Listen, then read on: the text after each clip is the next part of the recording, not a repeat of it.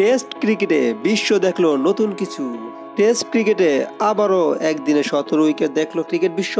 দক্ষিণ আফ্রিকা বনাম West Indies মুখোমুখি। দ্বিতীয় টেস্টে এই ঘটনা ঘটে। প্রথম টেস্ট ম্যাচ ড্র হওয়ার পরে আজ দ্বিতীয় টেস্টের প্রথম দিনে মাঠে নামে দুই দল।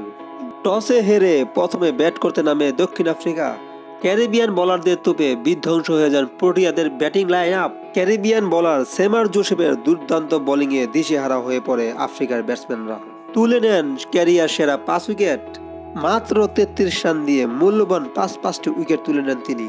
আরেক পেসার জায়দিন সেলসন তুলে নেন 3টি উইকেট। ওয়েস্ট ইন্ডিজের বোলিংয়ের তোপে মাত্র 54 ওভারেই 160 রানে গুটিয়ে যায় আফ্রিকার প্রথম ইনিংস।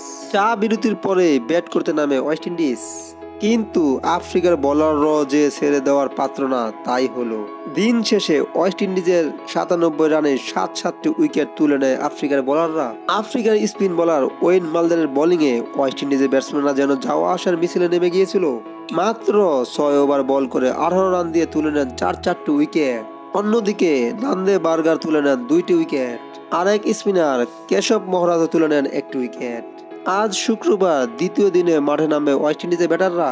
প্রথম দিনেই আফ্রিকা 160 রানে অল আউট হওয়ার পর একই দিনে ওয়েস্ট ইন্ডিজ 97 রানে 7 উইকেট হারিয়ে দিন শেষ করলো। সব ধরনের খেলার আপডেট পেতে অবশ্যই SMS স্পোর্ট আপডেট চ্যানেলটি সাবস্ক্রাইব করে পাশে থাকবেন। ধন্যবাদ।